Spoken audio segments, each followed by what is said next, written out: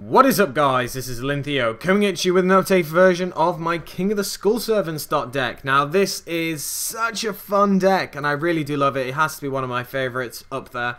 And yeah, the newly unbound cards and kind of the way the format's shifted, it's really actually a really good deck, and it's one that will catch a lot of people off guard. So I'm going to go straight into it and just show you some of the card choices and all that, and I'll go over them with just different things that, you know, are just decent for this format. So to start off, we have the 3 King of the Skull Servant. We don't need to say much about this guy. He is your main boss monster, and he just gets the ball rolling. Basically, you can just summon him off with some massive attack boosts, and yeah, you play 3 of him. Still running the 2 White Prince and then the 2 Skull Servant. This is simply because you run the same ratio as each other, because otherwise Right Prince's effect just won't go off if you have none of these left in your hand or deck, and if you play more of these, then you're just going to open yourself to more dead draws. So I've always said I prefer running 2 instead of 3, because I feel that you just don't need 3 White Prince and 3 Skull Servant anymore, because you run the Right Mares and the Lady in White and everything like that, so you can easily get to it, and it just means that you don't actually draw them in your opening hands, or there's a less chance of you drawing them, of course. So it's just really important that you just keep the consistency kind of key for this deck, because you don't want to brick hands, and opening up like, you know, White Prince and Skull Servant just isn't nice.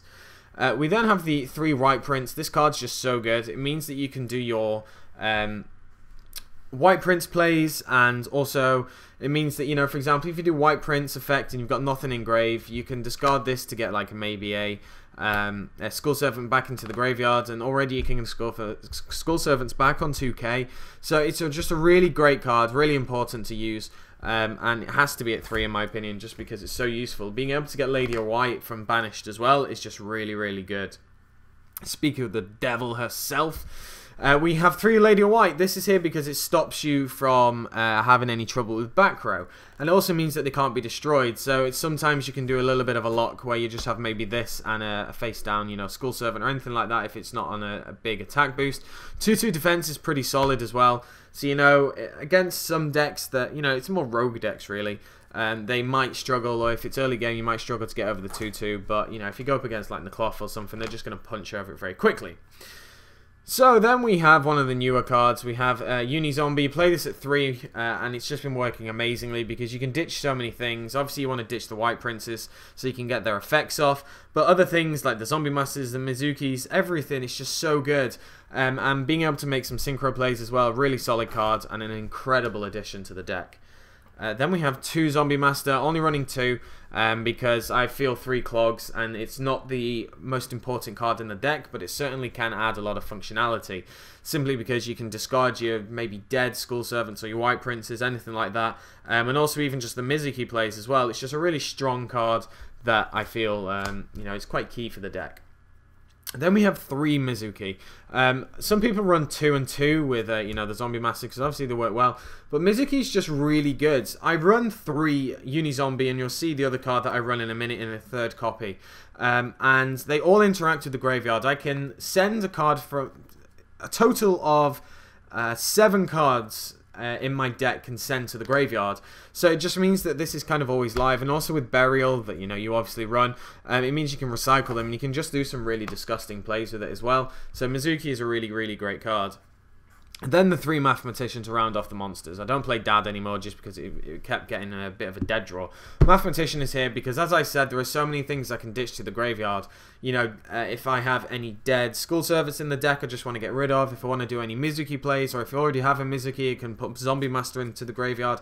So much functionality, and also the fact that you can draw off its effect, it's just really, really solid. So card is amazing, and in this deck it just works perfectly. I did originally have 2, but I bumped up to 3 simply because I have 3 Mizuki, and I feel that if you do run 3 Mizuki, 3 Mathematician is always a good shout.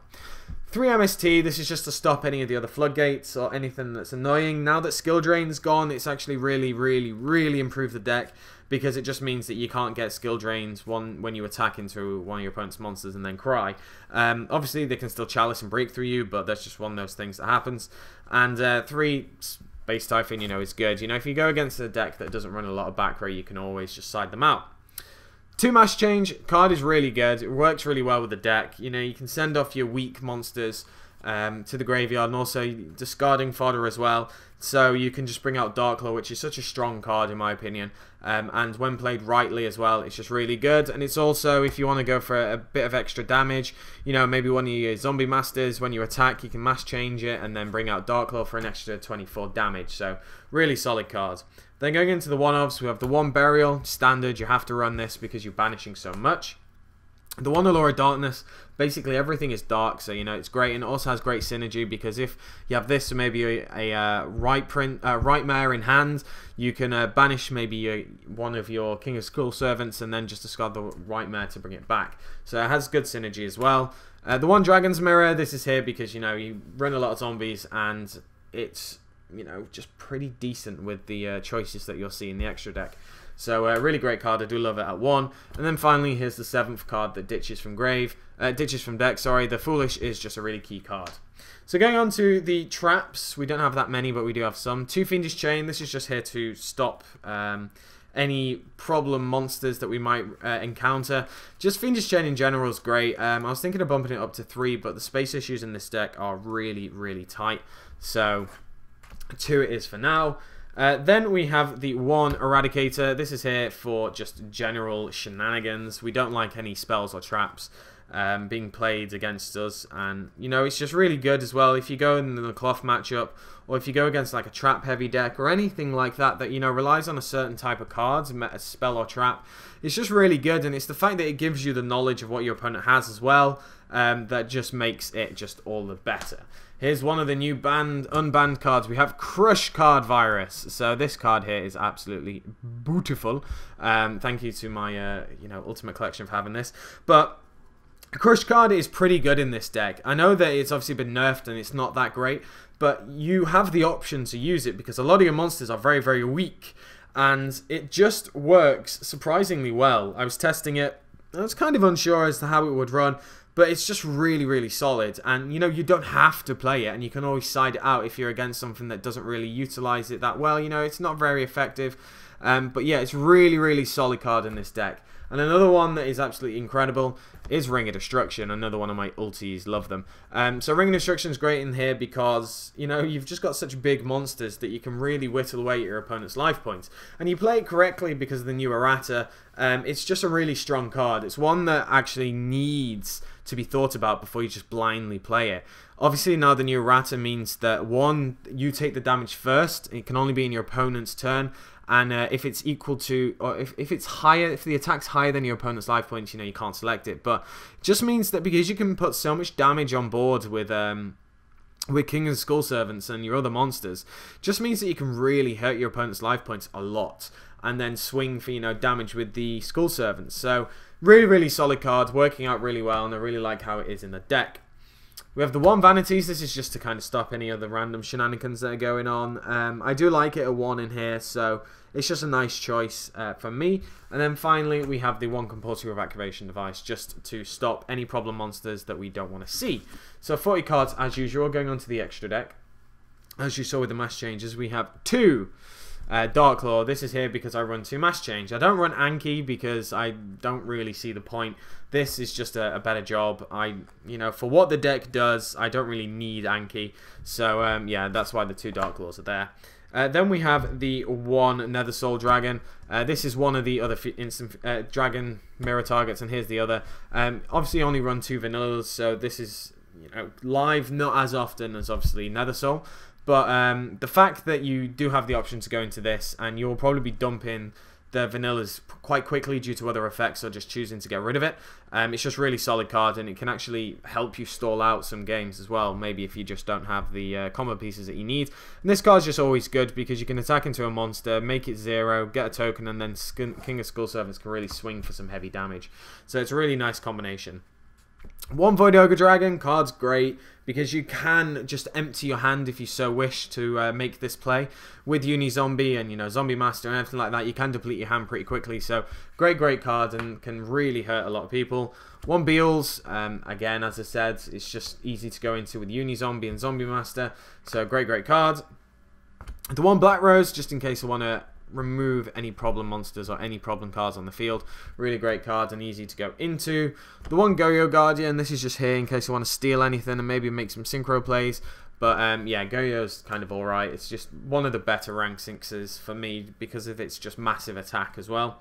And finally, the level 5 is the Armades. I prefer this over something like Caster, for example, just because Armades has a better effect for the current game state.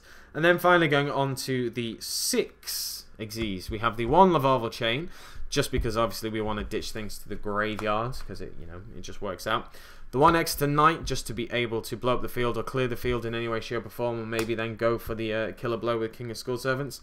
The 1 Downer Magician, you'll see why in a second.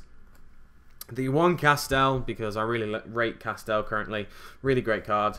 And then finally, the last 2 is Levier. You can make this with the Lady of Whites.